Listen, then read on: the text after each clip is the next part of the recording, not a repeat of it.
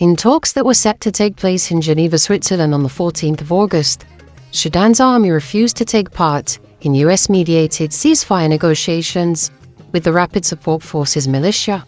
A non-Sudanese analyst suggests the army's reluctance to negotiate with the RSF means that it chooses war. But global media reporting of the matter neglects coverage of Sudanese public opinion. This is why our latest social media monitor explores the sentiments of Sudanese people personally impacted by the RSF's violations. We identified 5 key reasons shaping Sudanese disapproval towards negotiations with the RSF. Broadly speaking, these factors reflect a rejection of legitimizing a militia described as terrorists and the lack of confidence that its crimes can be stopped through negotiations.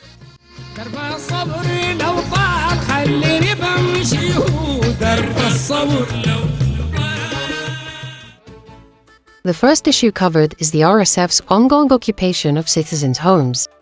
This is a key factor for Sudanese people's lack of confidence in negotiating with the militia, as it has demonstrated its unwillingness to implement agreements it signs.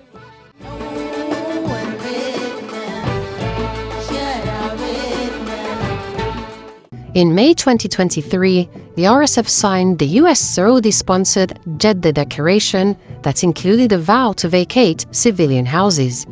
Yet the militia's systematic occupation of civilian homes has been extensively documented, with videos appearing of their families having weddings in occupied homes and mocking their rightful owners.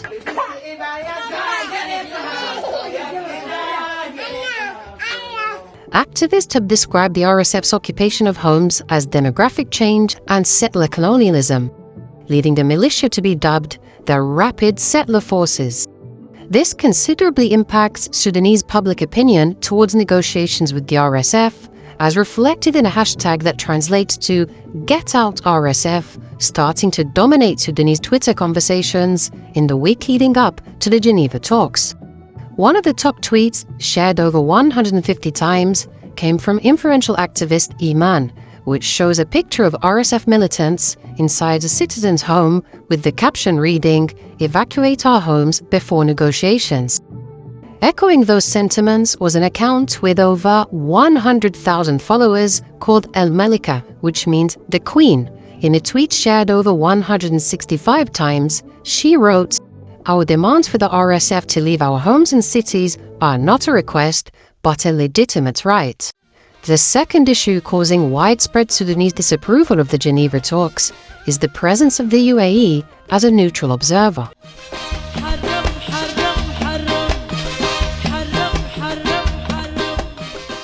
In a tweet shared over 500 times, influential digital activist Salroya asked, "Why would they make the UAE an observer when everyone knows they're the ones funding the RSF militia who are killing and displacing us?" Sudanese public resentment towards the UAE is reflected in the popularity of an Arabic hashtag that translates to "UAE kills Sudanese." One of the top tweets on the hashtag, shared over 160 times, came from Yasin Ahmed, an activist with over 330,000 followers. He uploaded a video of the RSF firing missiles at a hospital and said, "This is not a militia that you negotiate with." Yet despite the US's reported insistence on the UAE's presence in Geneva, Sudan's own government has not been invited, which is the third issue causing widespread Sudanese disapproval of the talks. ده 3 حكات مش كده؟ ده 3 حكات مش كده؟ ال3 حكات ده أي حك لقيت قدام أخوكم. Restricting participation to the army is controversial, given that the war against the RSF is viewed as a national struggle rather than a battle between the army and the militia. This sentiment is reflected in a tweet from Khartoum Aid Kitchen co-founder Mohammed al-Ballal that was shared over 40 times. He wrote that much of the unified force fighting this genocidal militia are not part of the Sudanese army. However, they are all represented in the Sudanese government. For example, Sudan's government features Darfuri armed movements. The Justice and Equality Movement, led by Finance Minister Dr. Jibril Ibrahim, and the Sudan Liberation Movement faction, led by Darfur Governor Minni Minnawi. Those movements are part of a coalition with the army called the Joint Forces, and they're playing a crucial role in resisting the RSF.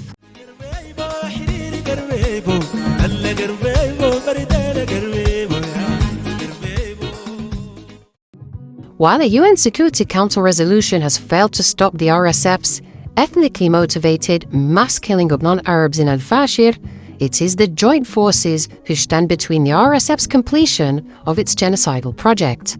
Beyond preventing genocide in Darfur, the strategic importance of the Joint Forces extends to the rest of Sudan. Should the Joint Forces win the desert war on the Sudan-Libya-Chad border triangle, it could cut off the RSF's fuel smuggling routes from Libya and thereby weaken the militia across Sudan. Given the importance of the Joint Forces, it is no surprise that Minnawi reacted angrily to his movement's exclusion from the Geneva talks. Restricting participation to the army is also controversial if we consider the breadth of opposition to the RSF, given that the militia brands its war as against the Sudanese state. Destroying the 56th state is a core part of RSF propaganda, as regurgitated by its mouthpieces, social media channels, supporters, and fighters. In a tweet shared over 50 times, Al-Balal wrote, "This has never been a war between two belligerents. That is why you find a long list of armed groups, as well as volunteers, also fighting the RSF.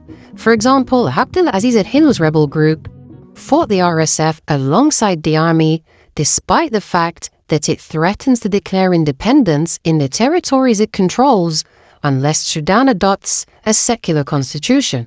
In addition, there is also the popular resistance, volunteer civilian fighters mobilizing to protect their communities in anticipation of the RSF's expected brutality. Thus, the widespread resistance to the RSF across Sudan, which cuts across ethnic and religious identities, renders the exclusion of other groups contentious.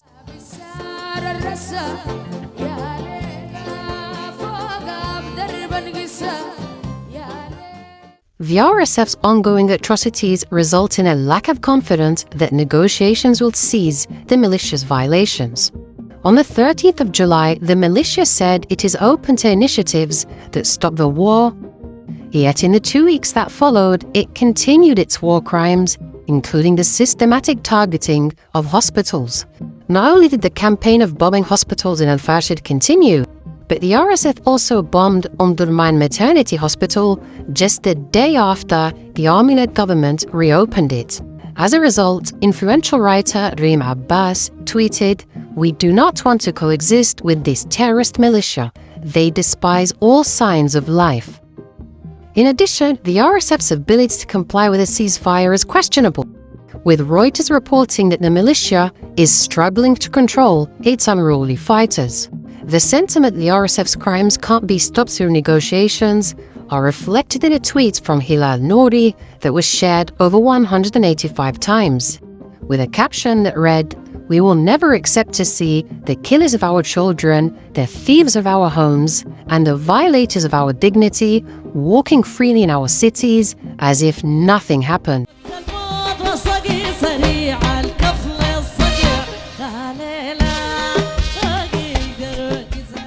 Finally, Sudanese people condemned the negotiations on the basis that they legitimize the militia, as reflected in the responses to a tweet from the US Special Envoy to Sudan, Tom Perriello. The most shared response, with over 500 retweets, came from Khartoum Aid Kitchen co-founder Turtle Yusuf, who argued the negotiations reflected complicity in the RSF's genocide. Another response, shared over 400 times, came from Saroya, who asked, "Why is a genocidal militia being welcomed anywhere?" While most Western governments say they do not negotiate with terrorists, the RSF's atrocities mean that Sudanese people increasingly consider it a terrorist group. As a result, Sudanese people expressed opposition to what was described as the legitimization of a terrorist militia. This included activist Haida, who labeled it a mockery that foreign attempts to stop the war in Sudan treat the RSF as a political group rather than a terrorist organization.